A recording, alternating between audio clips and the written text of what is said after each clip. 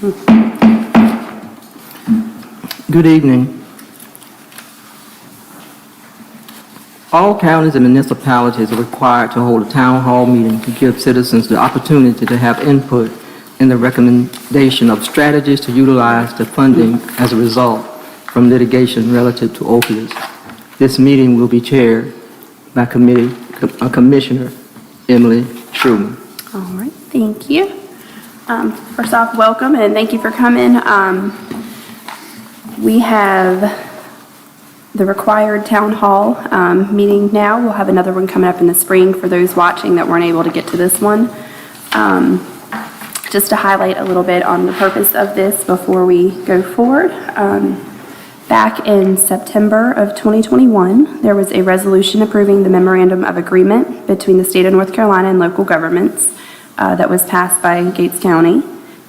December of 21, we had the resolution approving the Janssen settlement relating to the settlement.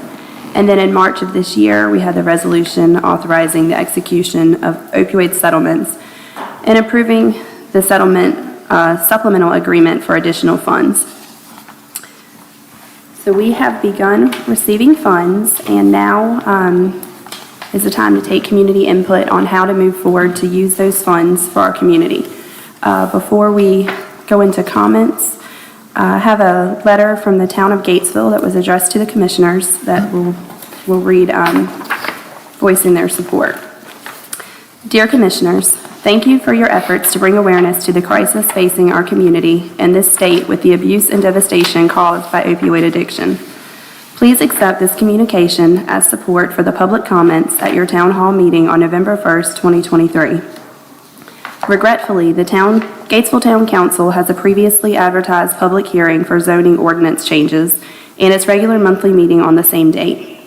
The town of Gatesville strongly supports the need for collaboration among our medical providers, law enforcement, and all first responders who deal with the terrible results of opioid addiction and overdose in our community. Likewise, we need to work closely with our school system, mental health agencies, and the Department of Social Services to share information and bring a united approach to prevent further addiction and deaths due to the abuse of opioids in our nation. It is our understanding that funds have been provided to Gates County following the settlement of national lawsuits, many of which were led by North Carolina. These were lawsuits with manufacturers, distributors, and pharmacies that distributed those opioid pills, so there are a number of different companies involved in these lawsuits. It is our understanding that from the year 2000 to 2020, more than 36,000 North Carolinians have lost their lives to overdose. Data from the North Carolina Department of Health and Human Services. Losing just one life is too many in Gatesville and Gates County. It is our understanding that these funds are to be used to help bring relief to support treatment, recovery, harm reduction, and other life-saving programs and services in communities throughout the state and used here in Gates County as well. The town of Gatesville stands with you, and we applaud the efforts of the Gates County Board of Commissioners to work collaboratively with all of our local agencies to address this crisis. Respectfully submitted, Elton L. Winslow, Mayor, Town of Gatesville. So we are appreciative of the support of the mayor and of the town council here in Gatesville, and the recognition that it is a need that needs to be addressed in Gates County as a whole. So at this point, it would be open up to anyone in the community that would like to come up and share their thoughts on how we move forward or your heart on the matter. Okay.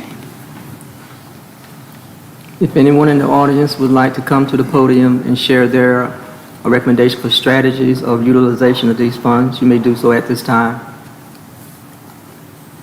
Okay. All right. Well, we will go forward.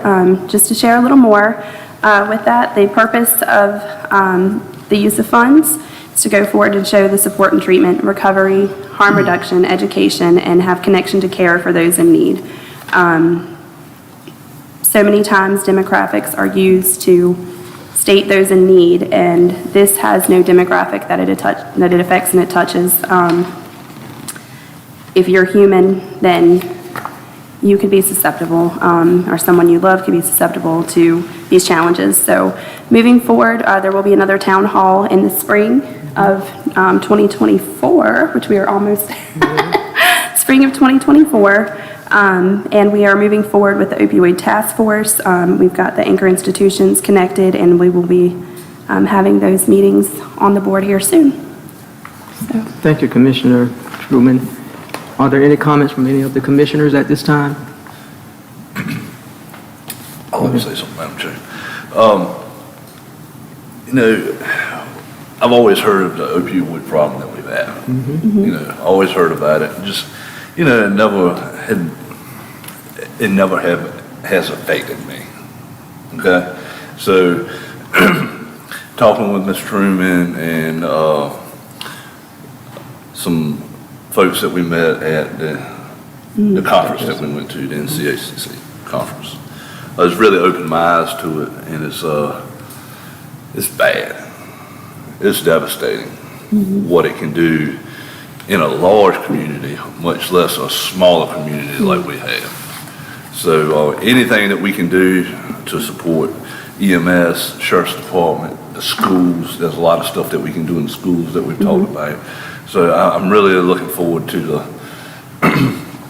this task force getting underway, because there's that little movie I sent y'all a text the other day, and that movie really opened my eyes. It really did. I can't remember the name of it. I took a screenshot or shot it off the TV, but it gives you a broader understanding of how this really happens. And I would suggest Pain hustlers. What's it? Pain hustlers. Pain Hustlers. I just happened to come across it on Netflix, and I said, well, let me see what this is about. And it said opioid this and that. So I watched it. It's about 2 hours long, and it shows you how the bigger corporations, they didn't care. They were trying to sell something. So I would suggest watching that movie. It's eye-opening, and it is based off of true stories. It's based off the companies that are getting sued that we are getting the money for, and how we can help prevent it. So I'm really looking forward to this task force taking off, so it can and it will help our communities. So. And sometimes I think because we live in a small community that we do not have the problem, but we have it big time. Most of us probably know someone who's no longer with us because of OD on various drugs. And it's affected whatever economic level you're in, whatever racial group you're in, does not discriminate. It does not. And we need to intervene because we're losing a generation. And we need to have early intervention and options where they can go get help. So that we can't continue to lose at the rate we're losing. Right. And the misconception that it was a choice, and it doesn't happen here when it's, oftentimes the opioid is from a prescription medication that led to that path. So not an active choice, a person that was seeking medical help. And it overtook. So.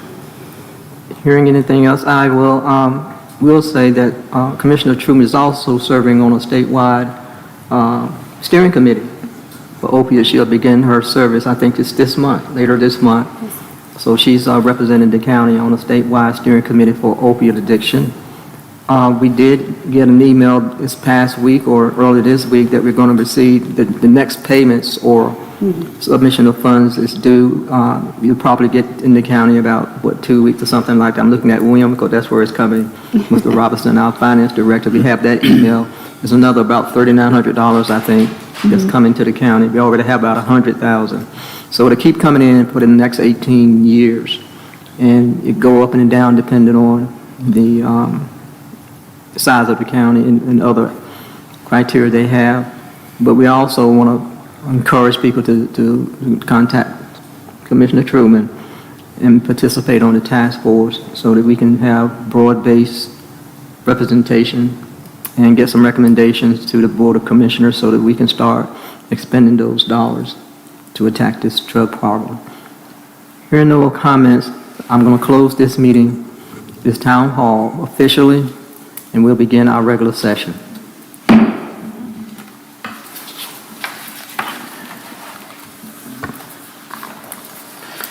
Good afternoon and welcome to the Gates County Board of Commissioners Special Meeting for November the 1st, 2023. I am Dr. Al Theoretti, the 2023 Chair. I am joined this evening by Commissioner Jonathan Craddock, Vice Chair, Commissioner Linda Hoffler, Commissioner Brian Roundtree, Commissioner Emily Truman, County Manager Scott Sauer, County Attorney Pitt Godwin, and Clerk to the Board, Jolitha Chestnut. I'm going to ask Commissioner Truman to lead us in prayer and the Pledge of Allegiance. Let us stand.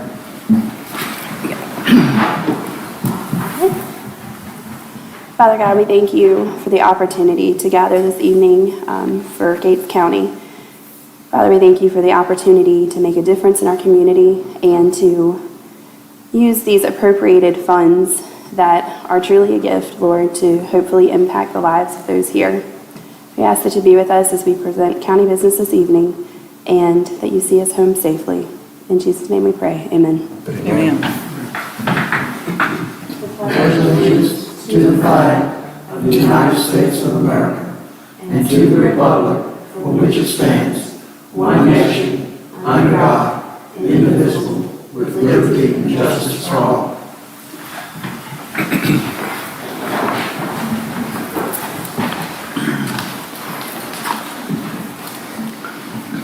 Okay, in the package, you've seen your consent agenda. I need a motion to approve the consent agenda. So moved. I'll second the motion. Been properly moved in second that we approve the consent agenda. All in favor? Aye. Ayes have it.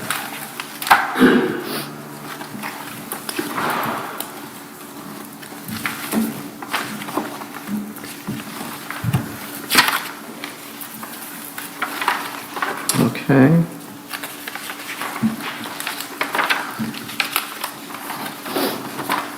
Next, I would like a motion to approve the agenda. So moved. Second. All in favor? Agenda is approved. New business. We have a resolution from the North Carolina Division of Environmental Quality. It's in your packet. Madam Chair, if it'd be appropriate, I'll kick this one off. Okay, that's good. While I'm looking forward. Brad Arnold, our Public Utilities Director, is coordinating this effort to meet the state's requirement for all public water supply entities to conduct a lead investigation. Given that the Gates County utility system several years ago was designated as a distressed system, we believe that we will be favorably reviewed in terms of grant opportunities for this, and our staff and consulting engineer have put together the attached resolution so that we can submit this no later than next month, and we'd like to ask the board's consideration so that we can complete the application and be authorized to sign all the documents.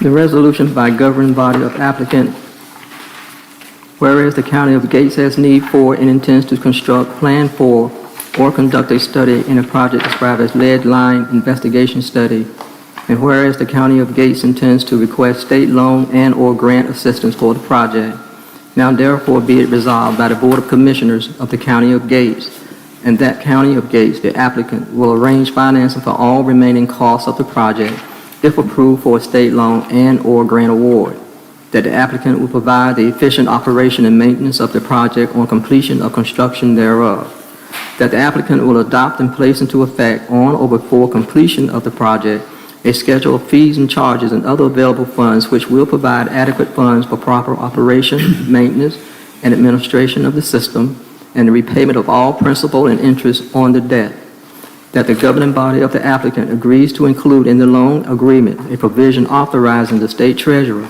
upon failure of the County of Gates to make a scheduled repayment of the loan, to withhold from the County of Gates any state funds that would otherwise be distributed to the local government unit in an amount sufficient to pay all sums then due and payable to the state as a prepayment of the loan.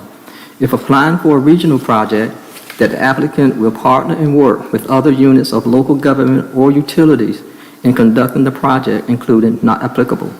That Scott T. Sauer, the authorized representative and successor so titled, is hereby authorized to execute and file an application on behalf of the applicant with the state of North Carolina for a loan and/or grant to aid in the study of construction of the project described above. That the authorized representative and successor so titled is hereby authorized and directed to furnish such information as the appropriate state agency may request in connection with such application or the project, to make the assurances as contained above, and to execute such other documents as may be required in connection with the application. That the applicant has substantially complied or will substantially comply with all federal, state, and local laws, rules, regulations, ordinances, and funding conditions applicable to the project and to the federal and state grants and loans pertaining thereunto. Adopted this first day of November 2023 at 115 Court Street, Gatesville, North Carolina. Do I have a motion to approve? So moved. Second. I have a motion and a second. All in favor? Aye.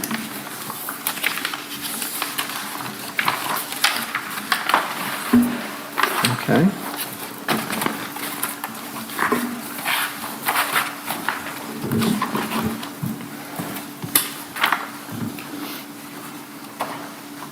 Now, excuse me, now we have the county manager report, project updates, and staffing recommendations. County Manager Scott Sauer will present report with the projects and staff, and I believe he has a couple of PowerPoint presentations to go along with his updates tonight. Thank you, Madam Chair. The board will recall at the last meeting, we discussed briefly that we are planning a joint meeting with the Board of County Commissioners and the Board of Education to review several items pertaining to the discussions regarding the operating budget for Gates County Schools that were reviewed during June of this year.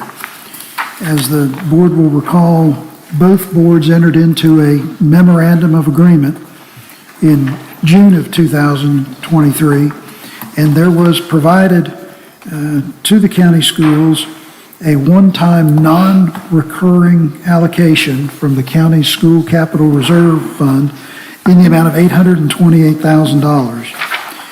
There was also some expectation at that time that the state budget would include increased funding for both low wealth and small county school systems. Both categories are applicable for Gates County, and there was a reversion clause structured in the agreement such that if the small schools funding reached the targeted level, that reversion clause would be in effect and the one-time allocation would come back to Gates County. The target amount was a stated increase of $619,480. That was roughly a 40% increase that we had anticipated might be included in the budget. When the state budget was released a little over a month ago, the small county allotments were reflected in that 625-page budget that you all have reviewed, and this section comes on page 83 of Session Law 2023-134. That's the state biennium budget. The small school allotments are structured based on the size of the student population, the average daily membership. And for those, ADM ranges 1,301 to 1,700 students. The new small county allotment is $1,774,700, $1,774,700. That was just shy of the target that was structured in our memorandum of agreement. There was a gain of $226,000, but it was roughly $393,000 short of that gain. So the reversion clause will not be applicable, and per the memorandum of agreement, these monies will remain available for the Board of Education in its sole discretion. So in keeping with the dialogue of last June, the board, I think, is expecting to learn more about the adjustments that were made toward the close of the last school year, the changes made in the budget moving forward, and then to review the 5-year financial plan that the superintendent and his staff put forward. We have also discussed the need to have a reconciliation and review of all of the restricted sales tax allocations to ensure that the school capital reserve fund has been maintained and intact. And I think given the time that has lapsed since we've had such a review, it would be pertinent that we ask both boards to entertain that. We are also still working jointly through the finance office to support the administration of the renovation projects that the school is undergoing both at Gates High School and at Gatesville Elementary. And again, these are state appropriations with no local match. The last item on the agenda and this will be December 6th, by the way, the joint meeting. The last item that Dr. Williams and I have talked about placing on the agenda is to discuss the upcoming transfer of the community center operations and maintenance to Gates County, which is scheduled for next December 2024. So as we begin the planning for fiscal year 24-25, I think it's important that we understand the programming that's offered, the staffing that's available, and any other concerns or recommendations that the school administration and Board of Education may have. It's my understanding that every effort will be made to preserve the athletic fields for the service and operation for the school athletic programs, but the community center itself will become incorporated and integrated as a county department, and those staff will become county employees at that time. So on December 6th, we will meet at 4 o'clock. We are scheduled then to have dinner together with the school board at 5, and then the board's regular meeting will be at 6:30 p.m. That's I believe, the first Wednesday of December. I would like to add one more item for discussion, and that is the report card of the schools. I think it's out. Okay. We did say that we wanted to continue to ask for that so we can be aware of how our schools are performing in the district. So let's add that as an item as well. Okay. Item next is another follow-up from the budget work that the board did in June for fiscal 23-24.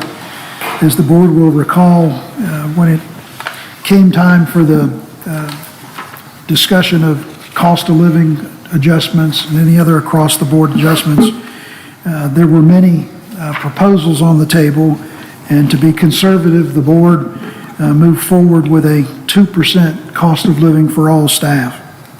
There were also a couple of provisions made available in key programmatic areas, one in law enforcement, where at the sheriff's recommendation, one of his vacant command structure positions has been held frozen at his recommendation, and he then had the authority and purview to use those funds to assist the existing staff. And to his credit, he made those adjustments on a equal basis, dividing up the monies that were available and applied them to his staff, and made no request or suggestion that there be any further adjustment to his personal compensation.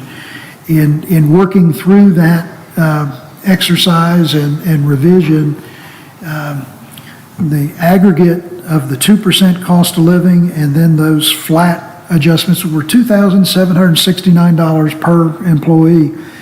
Many of his employees hit a range between 7.1% and just over 9%. There were some, of course, as you recall, some discussions about other strategies that the county might employ if funding were available. But with that cooperation between the board and the sheriff, he was certainly able to help the staff do much better than just the 2% alone. In like fashion, for another large county agency with social services, Mr. Smith had suggested that they defer one of their first phase automation projects and apply those funds to various staff within his agency, with a focus being on some of the staff that not only had some of the longest service, but have some of the highest credentials within the social work arena, and has been quite successful in also spreading some additional adjustments to the programmatic staff for social services. The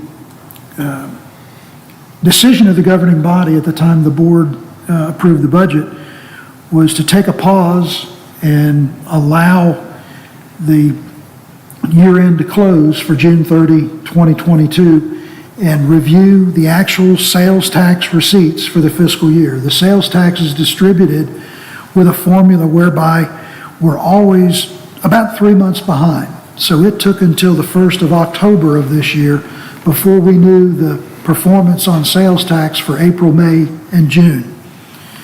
Well, I'm pleased to report that the finance officer, Mr. Robertson, has assembled a summary. The initial total budget for sales tax in Gates County for fiscal 23 was $2.953 million. Actual receipts through June 30 was $3,288,063. That's a differential of $353,000. Now, the sales tax in North Carolina is structured in various components by the Department of Revenue, and there are portions that are restricted. In the category of restricted sales tax receipts for Gates County, there's $181,330 that is applied toward debt service specifically for Central Middle School when that facility was constructed, and then another $44,129 that goes directly to the school capital reserve fund. The unrestricted portion of the sales tax receipts from the 353 is $127,604. I've recommended to the board that they try to be very prudent and careful as we look forward, given so many of the uncertain factors that we see in the national and world economy. But we've come up with a structure and a set of recommendations to continue to meet some of the targets that the board had discussed interest in at the close of the budget process in June. Certainly support for law enforcement, but also looking at areas where our minimum hourly wage is significantly out of the competitive range. Looking at the market structure for some of our key positions, anywhere from transit drivers and dispatchers to public maintenance to code enforcement. And the presentation that's in front of the board this evening is one whereby, starting with law enforcement, because that's the largest component, is a recommendation to assist the sheriff in bringing all sworn personnel up, and those that were affected by the flat fee, to a 16% increase. And that's inclusive of the 2% COLA that was effective July 1, the $2,700 flat adjustment, and then the delta between those two and 16%. So for an officer looking at their pay stub from where they were June 30 to where they will be in the next pay period, if approved, it will reflect an aggregate total of a 16% positive increase.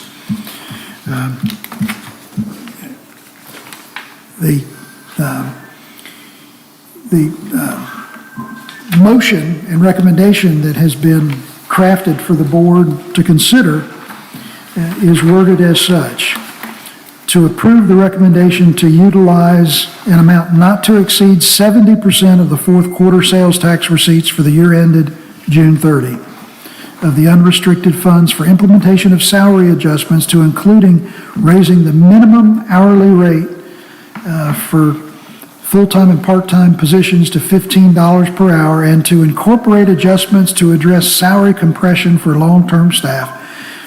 Additionally, the motion to approve is to approve, effective with the next pay period, that all law enforcement positions in the sheriff's office will receive adjustments to reflect a 16% increase in base pay based on their June 30 pay stub, to include the previously approved 2% COLA and the flat increase, which was $2,769 per person.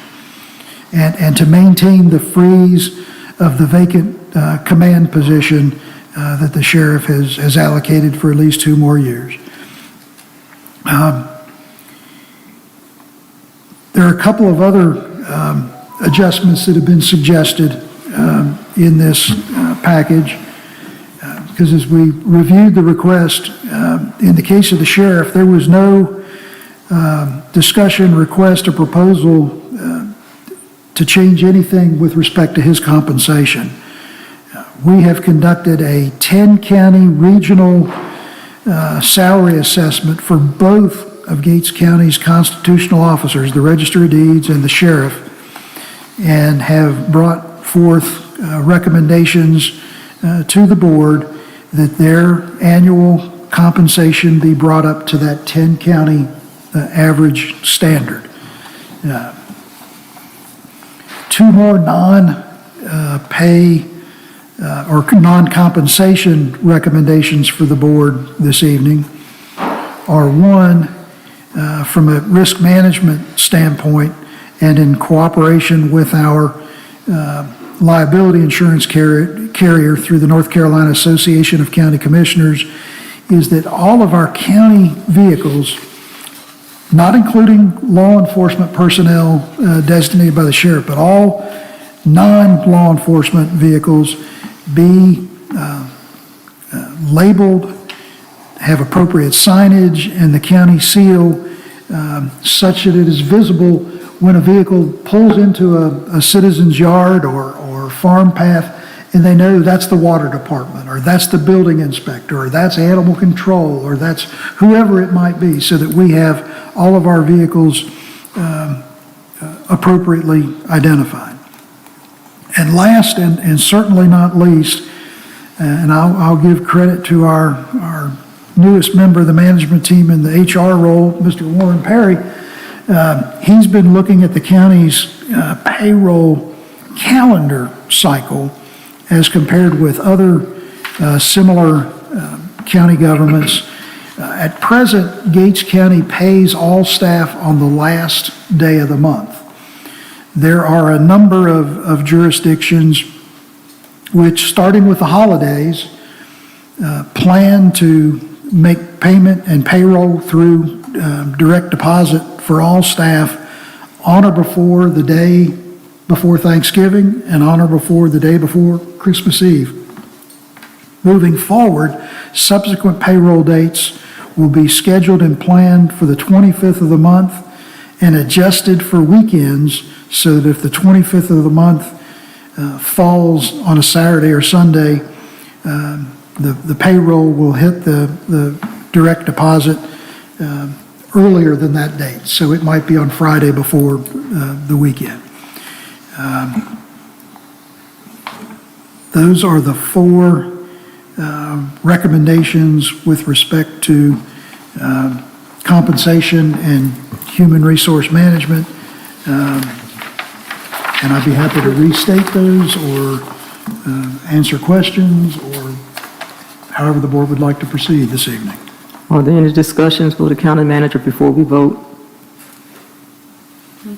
Hearing none, I will read each one separately for approval or denial. Proposed recommendation for the board action tonight. Motion to approve county manager's recommendation to utilize an amount not to exceed 70% of the fourth quarter sales tax receipts for the year ended June 30th of the unrestricted funds for implementation of salary adjustments to include raising the minimum hourly rate for full-time positions to $15 per hour and to incorporate adjustments to address salary compression for long-term staff. One caveat. This is subject to approval from the Department of Social Services. Do I have a motion to approve? So moved. Second. I have a motion to approve and a second. All in favor? Aye. I need a motion to approve effective with the next pay period that all law enforcement positions in the sheriff's office will receive adjustments to reflect a 16% increase in base pay on June 30th, 2023, to include the previously approved 2% COLA and $2,700 flat increase due to the sheriff's decision to freeze a vacant captain position for the next 2 years. So moved. Second. Did you get that, Madam Clerk? All in favor? Aye. We need a motion to approve salary adjustments for the elected constitutional officers, the Register of Deeds and Sheriff, based on 10 county regional salary average for 2022. So As moved. reported. Oops, I'm sorry. As reported by the UNC School of Government. All in favor? I need a motion. So moved. Second. Second. All in favor? Aye. Calm down, Commissioner. I thought you were done. I was reading ahead of you. Okay. I need a motion to approve HR Director Warren Perry's request to require all county vehicles identified with vehicle signage and the Gates County seal in accordance with risk management compliance standards, with the exception of law enforcement personnel designations determined by the sheriff. So moved. Second. Been properly moved in second. All in favor? Aye. We need a motion to approve adjustment in the county's payroll calendar, shifting the employee pay date from the last of the month to the 25th day of the month, adjusted for weekends, and an earlier pay date for Thanksgiving and Christmas holidays. So moved. Second. All in favor? Aye. Anything else, Mr. Sowell? Did I get them all? Yes, Okay. I think we got it. Next, we will have, I think, PowerPoint next. That is correct.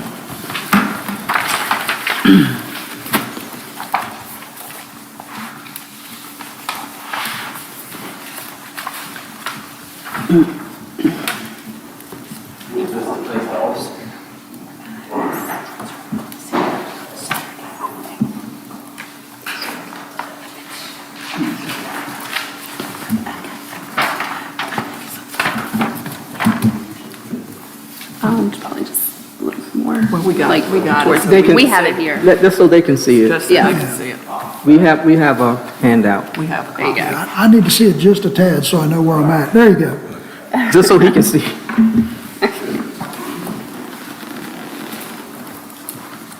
The first presentation this evening is related to the Perquimans Chowan Gates Landfill Commission. And Commissioner Hoffler chairs that board. Commissioner Craddock also serves on that board. I've had the pleasure of attending just 2, maybe 3 meetings, and they have a very aggressive agenda in the next few months, not the least of which is a complete rehabilitation of the transfer station. All 3 of our counties have a number of solid waste and recycling convenience centers where the haulers pick up those materials, take it to the transfer station, and from there it's hauled to the regional landfill in Allander.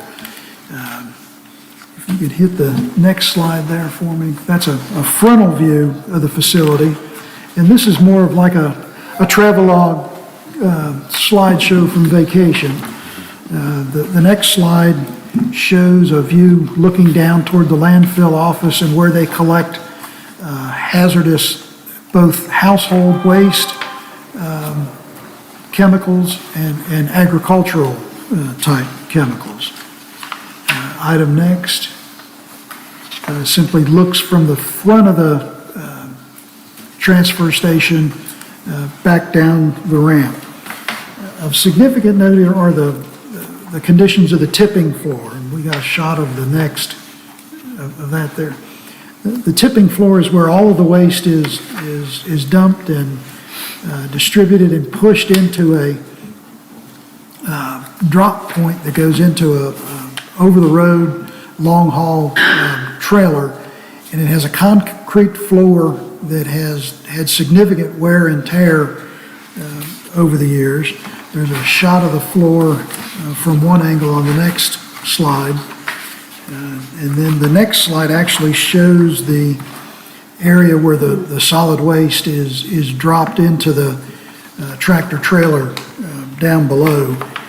From where that backhoe is situated directly back toward us, the wall, which will be the left side, you'll see on the next slide, has been bumped and protrudes about 18 inches away from the floor and presents a significant hazard for staff or a citizen that might be up there working to unload their container, but certainly needs to be addressed in short order. There's a couple more slides if you could try that for me. There's another look at it, and I think I've got one more angle looking back the other direction toward the back. But it's a fairly significant gap that could really be problematic. Next slide shows the tipping floor in action. The following slide actually shows that vehicle dropping its collection for the day. And then the next slide actually looks down in the chute after that one. The next slide looks down into the chute, so you can see the I guess you'd call that the pusher tractor with the load that's in the front of the trailer. Down below, you can see where the unit pulls the trailer in and out of the ground floor of the transfer station. And as we work our way around the building, you'll see other angles, including a tear in the wall that's very near where that gap on the floor is located. And then we work our way around toward the back, and we've got a shot actually looking underneath the transfer station to where the trailer is backed in. You can look up toward the chute, and there's one more shot there that shows it's had quite a bit of wear and tear. At one of the first meetings I attended with Commissioner Hoffler and Vice Chair Craddock, the staff were reporting at the landfill that they've had a really difficult struggle identifying structural engineers that can review, design, and oversee the repairs of this type of structure. They had put out a request for qualifications and really worked to draw interested groups. Commissioner Craddock, I think, submitted 4 or 5 names of firms that he's familiar with through his business contacts. And I don't know how much communication they've had, and I think we've also had the consulting engineer that does work with Gates County now, Green Engineer, make contact with Angel White, the manager, and their team was actually with me when we toured this facility, and I must commend Ms. White. I called her literally at the spur of the moment and said, I happen to have a couple of engineers here, and when they asked about other projects the board was involved with, I said, we have a regional project with the transfer station, and they were very interested in seeing it that day. So we jumped in the truck and went over to see them, and they've had quite a bit of dialogue, and I think we'll be making a presentation for the Landfill Commission in the next few weeks, if not a month or so. But hopefully we'll make some progress there, because that's greatly in need of some attention. The next, let's see, I don't know how many more slides we've got. Okay. I showed just one more on my we were just trying to give a global look all around the, is that the last one on yours? Okay. I'm a little slow on this PowerPoint stuff. I apologize, fellas.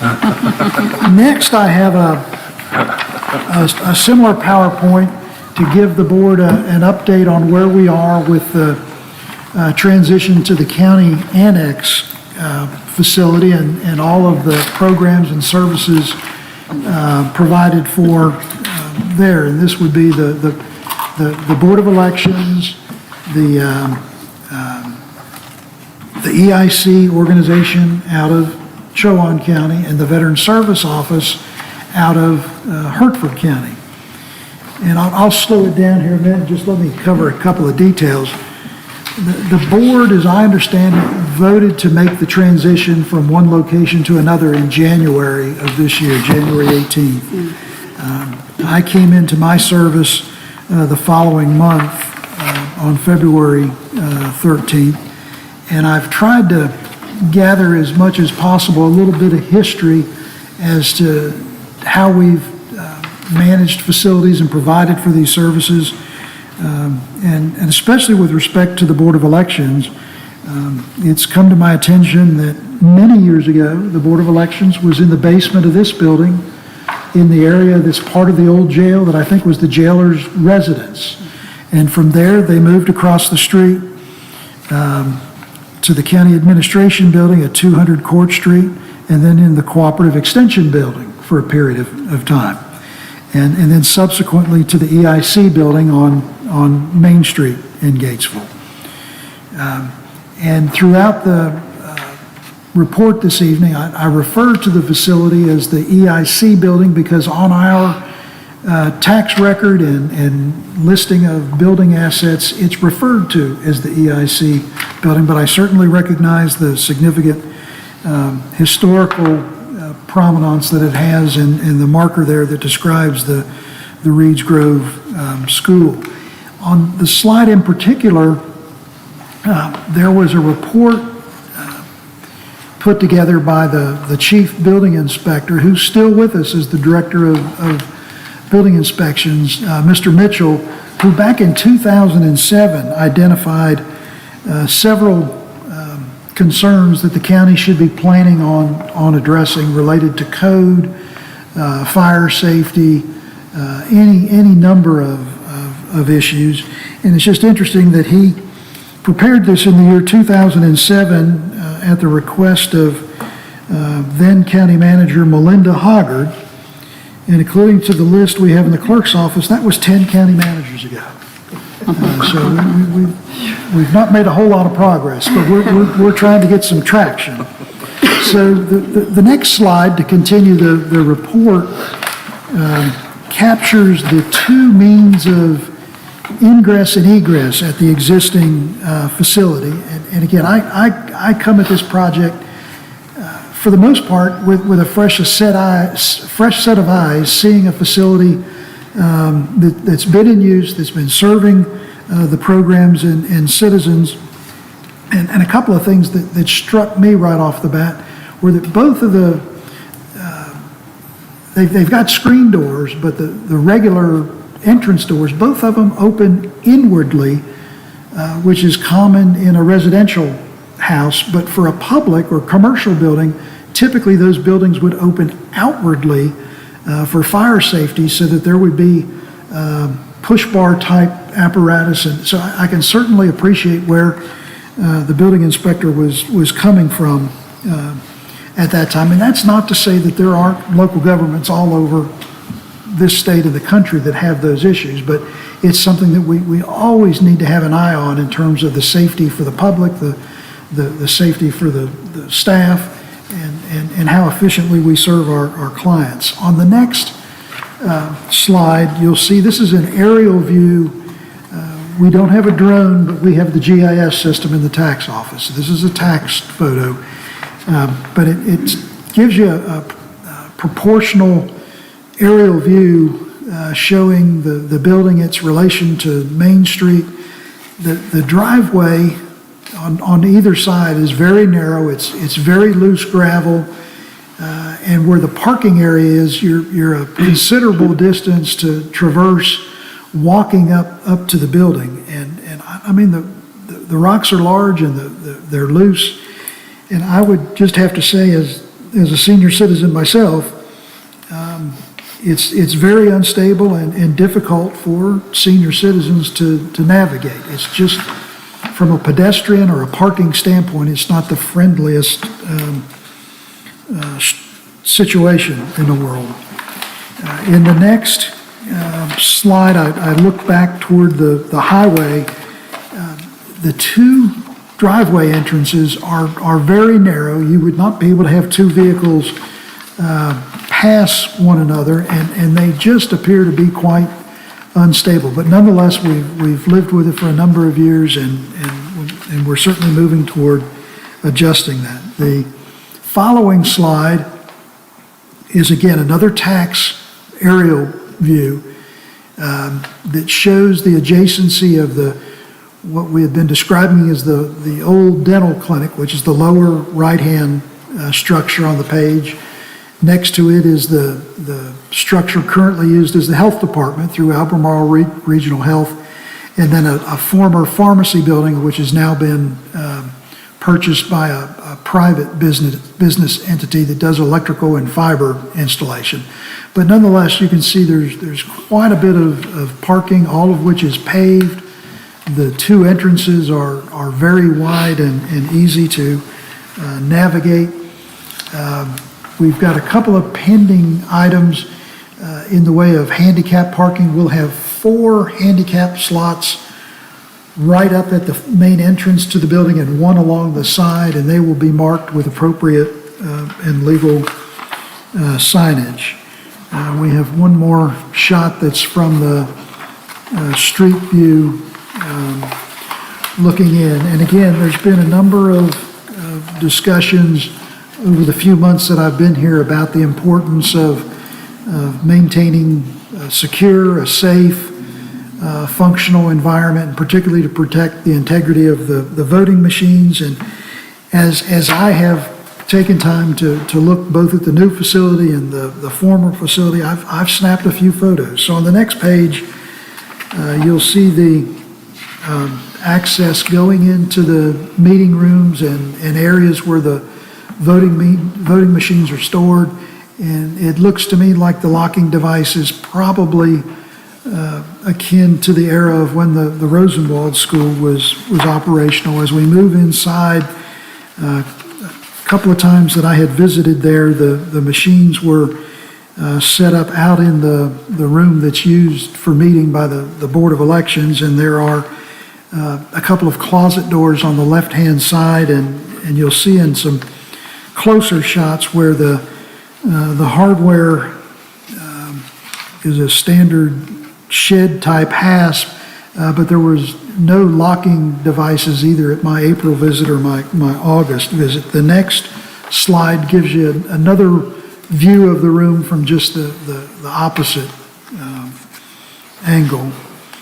Next slide is a little bit closer view of those doors for securing the voting machines, and the window on the right is the hasp, which appears to have been installed backwards, because when the hasp is closed, there are 5 screws exposed, and if you had a power tool or a Phillips head screwdriver, you could just remove the screws and open it even if there was a lock.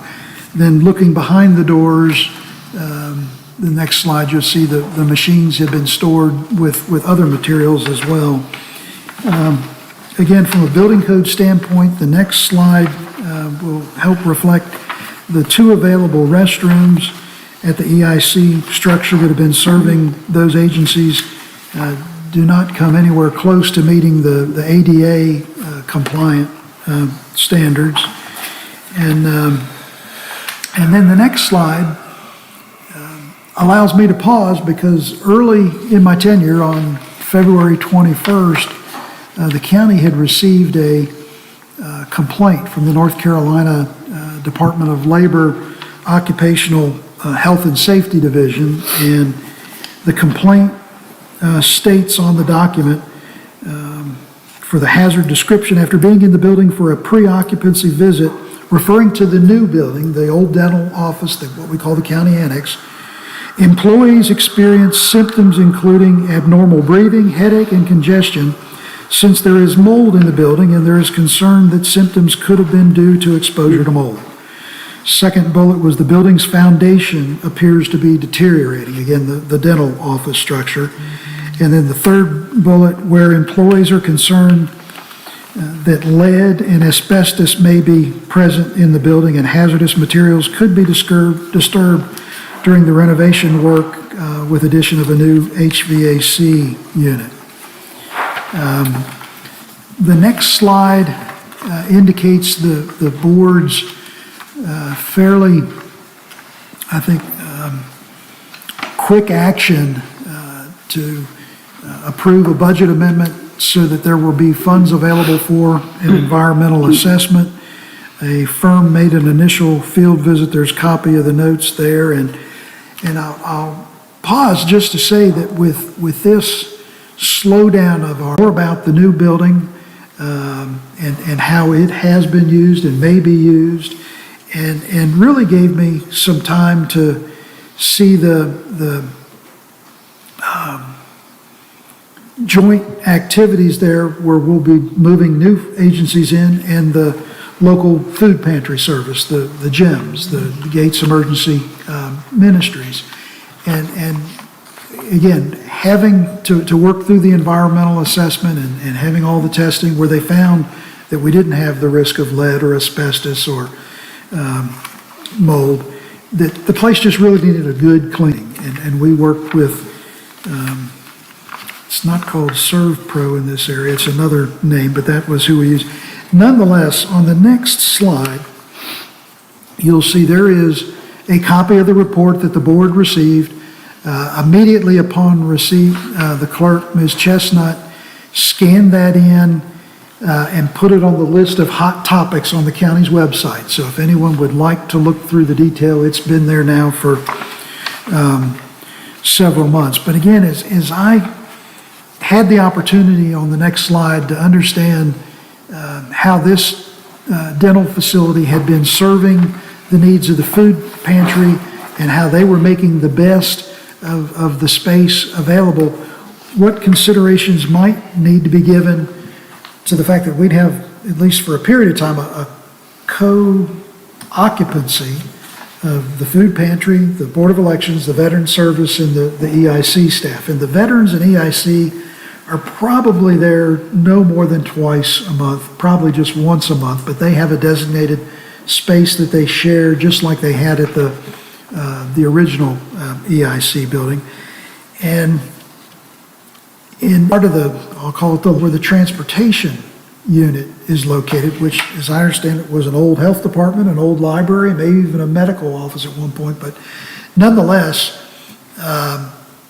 there's, on the next slide, you'll see there's another tax map showing what we call the GITS building, the transportation office. And we've included a few bullets to just highlight and codify the fact that there's been quite a bit of discussion between the leadership and staff of the GEMS program and myself, so that we can look at finding hopefully a more factors of this building is that it already has in place an auxiliary electric power generation capability with an automatic transfer switch. So if there's lightning or a utility pole disturbed and power is lost, there is a propane-fueled generation system that transitions automatically to provide continuous power to the building. And for a program that has lots of refrigerators and freezers as part of their infrastructure, this would really prevent a significant loss of food and product, and certainly minimize the headache for folks that would otherwise have to come in the middle of the night and put things in coolers and haul it away. But it's not a perfect building, and there are some amenities that have been discussed and I think would be preferred by the GEMS management and leadership. Number one, a loading dock. the handling of food goods is heavy lifting and labor. And this building is elevated, so we've discussed the need for both a loading dock on the rear of the building, but also some type of a walk-in cold storage unit, most likely freezer capacity. And we've begun examining potential grantor type agencies, whether it's Golden Leaf or the OBC Foundation, and maybe others.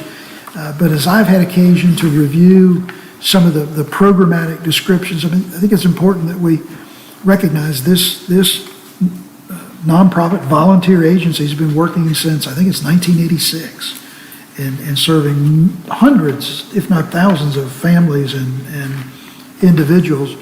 And there's just got to be a better logistical and functional solution than having to leave so much of their logistical product either on the floor or in a manner that's just humanly difficult to move around and create access for the clients. In fact, one of the grant funding agencies mentioned that they've made some other food pantry allocations where they've created a kind of an in-the-store approach where the family or the parent and the child go in with a shopping cart and have the ability to pull things and select things off the shelf versus driving through and simply picking up a box or a bag that's been pre-assembled. So that may offer an opportunity to look at. Again, that'll have to be a decision of the GEMS organization, but I think we've got a real opportunity here, a good location, easy traffic, in and out. And again, like everything, projects of this nature take much more time. We just can't say, well, it'll be done in 90 days. We'd be lucky to have it done in 18 months, but hopefully less once funding is secured. But it has been a real treat for me to get to know the volunteers, to see the operation, and to help participate in what is truly a ministry for Gates County. Next slide, back to the project. This facility was a dental office, and there was a lot of dental equipment, lead-lined walls, really heavy apparatus with x-ray machines. So part of our emphasis had to be initially what you'd call demo work to remove this stuff, which has been accomplished, and Crystal Phillips gets all the credit for trying to come up with the scope of work and find vendors that could do this. And we've got a couple samples of just the checklist of items either related to demo or building code compliance, emergency exit identification, but it's been a very thorough process. Item next that I'm sure the board is always interested in knowing is, well, what is this costing, Mr. Manager? Well, in fiscal 23 that ended June 30th, at that point, expenditures totaled $75,648. For the current year, we have encumbrances with several different vendors at $12,234 for a total of $87,880. Now, these have been funds that were secured by the county long before I came into the picture. These are federal dollars, the LA TCF, and I don't recall what the acronym is. I know the T is for tribal, but these are funds that went to local governments with complete flexibility and discretion how to use them. It was two separate $50,000 grants to give you the $100,000. On the technology side, we've been using some of the money that was set up through the ARPA allocation. The network cabling, which is very complex, because for every room or office that might one day be utilized, we tried to put in the telephone jack to, I guess they call it, is it a Cat 5 connection? Is that the right? Cat 6, sorry. We've put in security cameras, there's an alarm system. Those expenditures to date, $31,274. There is still work ongoing there. In our discussions with the executive director, there was the need identified to have things like, for the alarm system, panic buttons, so that in the event that they had to call the sheriff or whatever agency, the rescue, they could push one button or hit one keystroke on a keyboard and have that automatic connectivity. We need that in all of our offices, and really need to move toward seeing that. And I've had recent discussions with the clerk of court about desires and concerns she has about security for her office. So I'm hoping that as this project proceeds, you'll see what ultimately becomes the prototype for how we try to create an environment that protects the staff, it keeps the program and equipment secure, and is extremely user-friendly for the customers, clients, and taxpayers that come into the building. And when you add in the environmental assessment, that was $9,995. I believe we paid for that out of general fund monies. All told, for those three categories, to date, we're at $129,150.14. And yes, there are a few things that we are fine-tuning and touching up, but it's very much an operable facility with all new security hardware, the security cameras, network cabling, all new locks and hardware that's handicap accessible. One of the commissioners and I will remain nameless. We're talking about sometimes the doors in this building that have round knobs that are very difficult to turn, and those are not compliant with the building code for ADA. We're supposed to have these lever type, almost like a hook handle. Well, that's what we've got in the new facility, and hopefully we'll move toward transitioning in other county facilities. The next slide shows an example of the exterior security cameras. There's one on the wall to the left and one on the corner to the right, but they're around the perimeter and inside as designated by Ms. Riddick, the elections director. The next slide shows the organization for the storage of the voting machines and related printers and other things. And the shelving was custom provided by a local contractor. It was a husband and wife operation, and they used specs that Ms. Riddick put together so that everything would fit just as prescribed to accommodate the materials and equipment that we have on hand. Next slide gives you a nice clean look of the entrance into the building. Again, you see a camera up on that. Actually, if the slide's clear, there's a camera on both sides of that pillar up top. And as we made the initial move, I should also say a tremendous word of thanks to the Board of Education, to Dr. Williams, and especially Mr. Johnny Green and his maintenance staff, who spent a whole day with us making the initial move of equipment, files, and things to the building. And as you'll see on the next slide, one of the items that we asked them to move was a piece of furniture from the Gitz building. Many, many years ago, at a closeout sale, the transportation program bought that conference table that's probably almost 14 feet long. And Ms.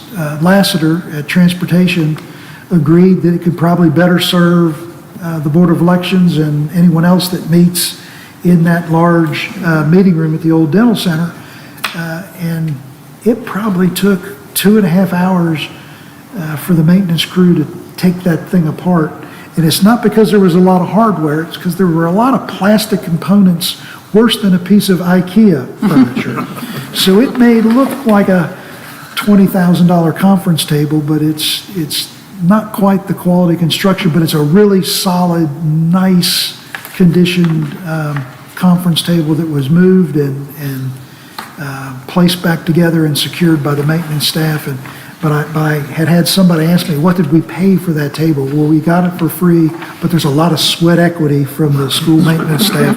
So if you see them at the duck-through, please buy them a biscuit or a cup of coffee and a pat on the back, because those folks work their tails off for us. Item next, back to technology, and in addition to being able to rotate the screens for us, he and his partner Warren Curry have really done an outstanding job with the technology installation, from the network cabling to the cameras. Of course, we did use some outside vendors for some of this, but when push came to shove, I understand Mr. Curry found the smallest crevices in that roof to climb into and help fish wire, so we are extremely grateful and thankful that we didn't have any workers' comp issues, but these... Well, we had rescue on standby. But these folks really worked hard to try to afford the staff and the agencies there with a first-class operation. The next slide is a schematic that shows the interior portions of the office. The upper shaded area is the gyms area, the lower shade. On my paper, that looks yellow there. It just looks faded on the screen, but nonetheless, you can see the segregation of space. For the Board of Elections and the EIC and veterans, everything is keyed so that nobody can get into those things other than the appropriate election staff, their board members, and of course, maintenance if necessary. And I was asked, well, why maintenance? Well, when a water leak occurs in the middle of the night on a weekend and somebody's got to get into the building to turn the water off, and if necessary, move things away if there's water potentially damaging a piece of machinery or a voting equipment, we're going to get it out to safety. But it is maybe not as secure as Fort Knox, but it's really tightly done, probably better than most offices we have in the county. But our ongoing goal is continuous improvement. We want to maintain all of our offices safe, make sure that they're professional environments, and make it a high-quality experience, not just for our employees, but for those people who have to go and seek services or simply ask for information. The next slide outlines a couple of steps. I've been invited to meet with the Board of Elections to discuss having a memorandum of understanding for the use, maintenance, and security of the facility. We also want to ensure that the EIC building has been vacated and secure and can, at the appropriate time, be converted to other functions. In your plastic folder, there's a copy of the draft of that memorandum of agreement. The next slide simply reflects one of my favorite days in Gates County so far, and I'll thank the sheriff for inviting me to be there, but the red, white, and blue says it all to me that in our country, nothing is more important than safe and fair elections, and hopefully that's what we will continue to always have in Gates County, because that's been our record, and I just couldn't think of a neater way to end that up.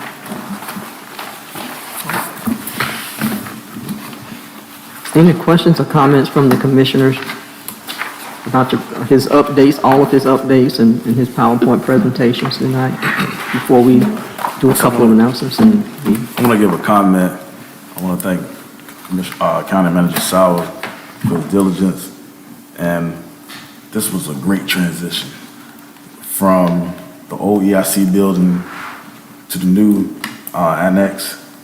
I tell you, great transition, continuous improvement, better facility. It's a no-brainer. It's better serving our citizens, serving the employees that work within the annex. I love it. I love it. I don't get to hear the word love. Thank you very much.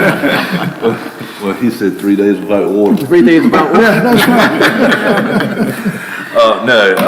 Echoing off what, Mr. Rancher said, Commissioner Rancher said, I ain't gonna use the word love, but no.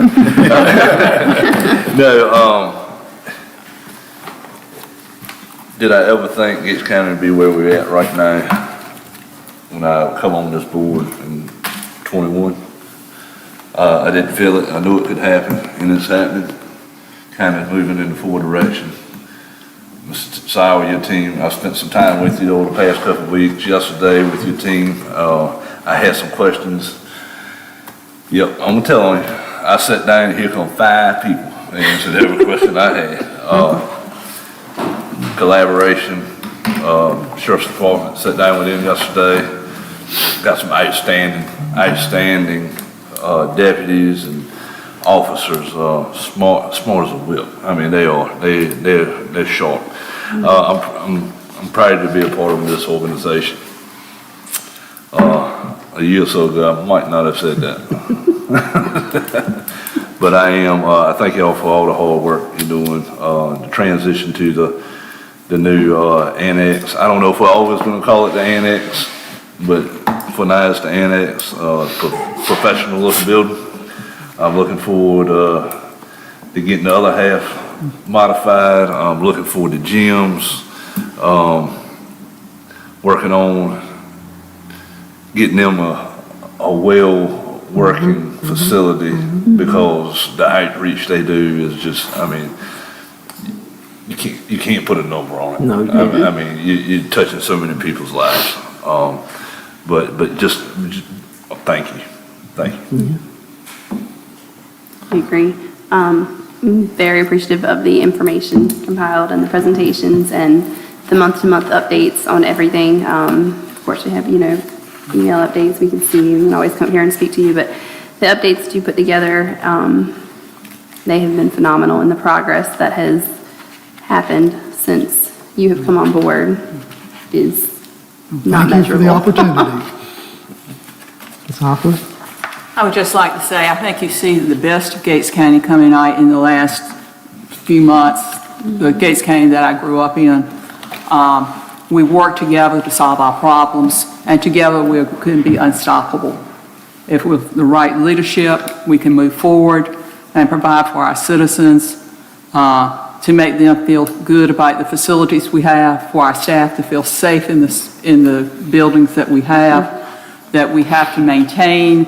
It's just like your home. When I built my home 25 years ago, I thought, I don't know how to do any more repair work. It never stops. You have to keep maintaining. And unfortunately, in county government, sometimes we think our buildings can go forever without being without anything being done to them. And that's not true. But I do appreciate the county manager. I've been on the PGC board for a number of years, and it's nice to have your county manager with you. I was generally up there by myself, and it was nice to have them. They said, "You have a county manager?" I said, "Yes, we do." But it is, and it's just the feeling as you walk through the offices, and I'll talk to staff. Everybody's very positive. Everybody feels like their voice is being heard. No, they're not getting everything they want, but we are trying to make strides so that we can make improvements as we go along. And that's what it's all about. Working together, we can accomplish any and everything we want to do. But we got to work together. Thank you. While we were doing the transition from the closed session to the, before we started the town hall meeting, I was up here looking at my papers, and the sheriff came in, and I said, "Okay, I'll let you tell them yourself." He was telling me, "Come on up here. I'm gonna let you tell them yourself." I'm not gonna tell them. I'm not gonna.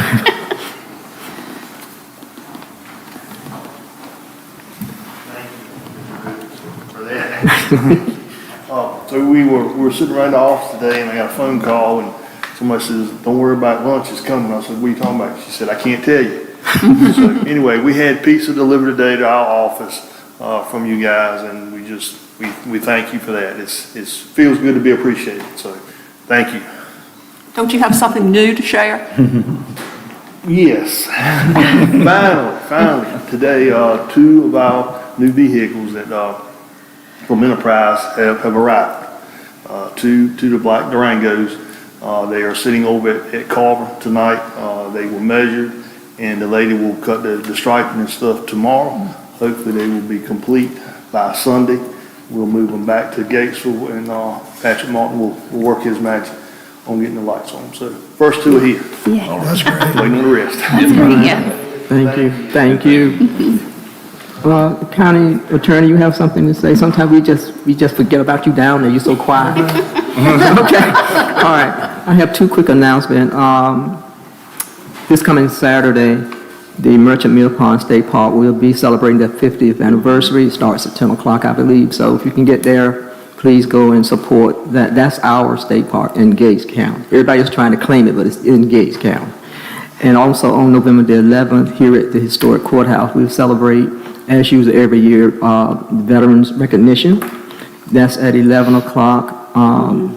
Ms. Takovich will be the guest speaker. She's in the county, so put that on your calendar for November the 11th at 11 o'clock. And I would just like to thank the commissioners for all their committee work. They have committees, and they're bringing the recommendations back as they serve to Mr. Sauer or to myself. If you have any questions, department heads that may be listening, and you want to know what we just passed tonight as far as what does that look like, please call Mr. Sauer.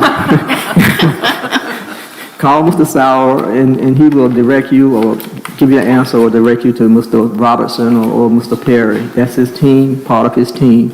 So any questions you have about the salary adjustments and raises we did tonight, please see the county manager and his team. We thank you for coming. We pray that you have a good rest of your week and stay warm. I'm asking for a motion to adjourn. So moved. Second. All in favor? Aye. We are adjourned.